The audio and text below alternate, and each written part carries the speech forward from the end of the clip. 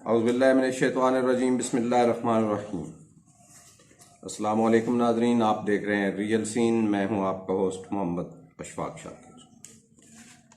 आज 8 शवाल 1444 हिजरी है।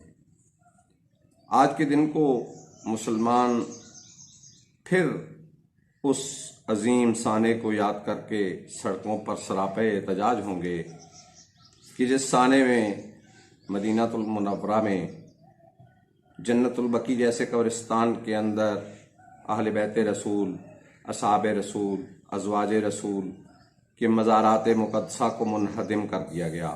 वो कब्रिस्तान जो सिर्फ कब्रिस्तान नहीं बल्कि पूरी तारीख था। आज का दिन मुसलमान हर साल मनाते हैं, लेकिन आज इस दिन को एक खसूसी अहमियत यूँ हासिल है कि आज का ये दिन जब हम मना रहे हैं तो पूरी एक सदी हिजरी गुजर चुकी है। ये सानिया 1344 हिजरी को हुआ था और आज 8 शवाल 1444 हिजरी है।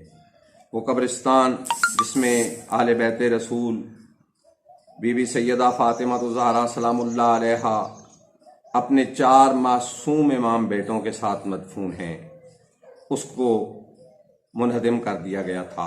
उस पर बिल्डोज़र चला दिया गया था। 15 मुफ्तियों के फतवों का, दीन फरोश मुफ्तियों के फतवों का सहारा लेकर ये सानिया हुआ था।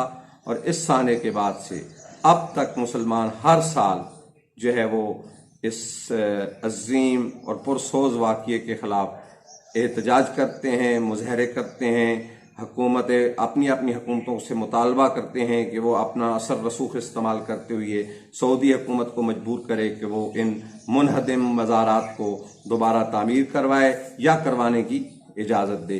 ये मुतालबा हर साल दोहराया जाता है, लेकिन इस साल जबकि 100 साल हो चुके हैं इस साने को, थोड़ी सी आलमी सतह पर तब्दीलियाँ भी रूनुमा हो रही हैं।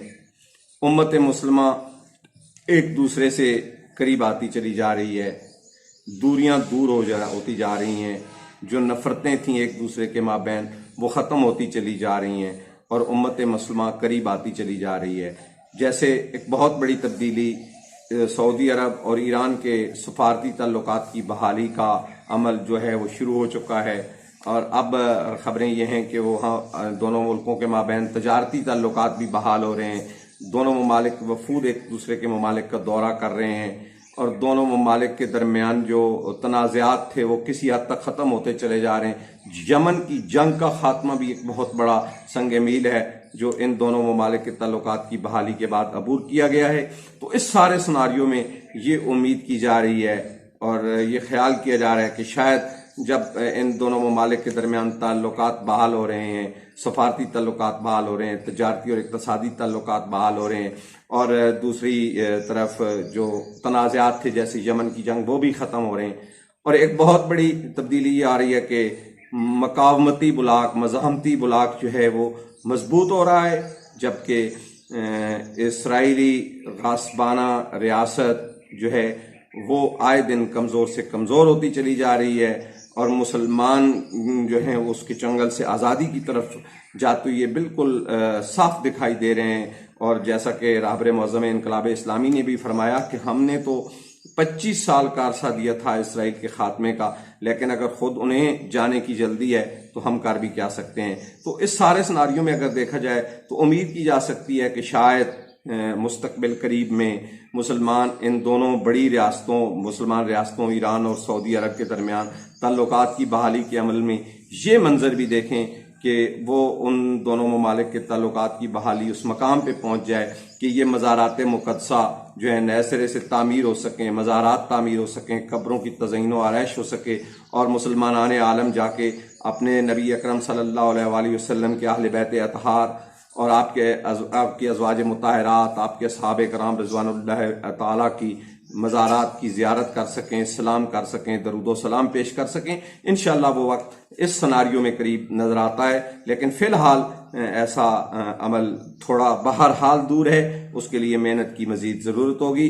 लेकिन हम इन मज़ारात मुक़द्दसा की तामीर नौ तक बहरहाल सरापा एहतजाज रहेंगे اور مطالبہ کرتے رہیں گے کہ نبی اکرم صلی اللہ علیہ وسلم کے اہل بیت اطہار اور آپ کے اصحاب کرام اور آپ کے ازواج مطہرات کے مزارات کی تعمیر کا مطالبہ سعودی حکومت سے کرتے رہیں گے، اپنی حکومتوں کے ساتھ مطالبہ کرتے رہیں گے کہ وہ اپنے سفارتی ذرائع اور اثر رسوخ کو استعمال کرتے ہوئے ان مزارات کی تعمیر نو میں اپنا کردار ادا کریں۔ آپ سب کا بہت بہت شکریہ۔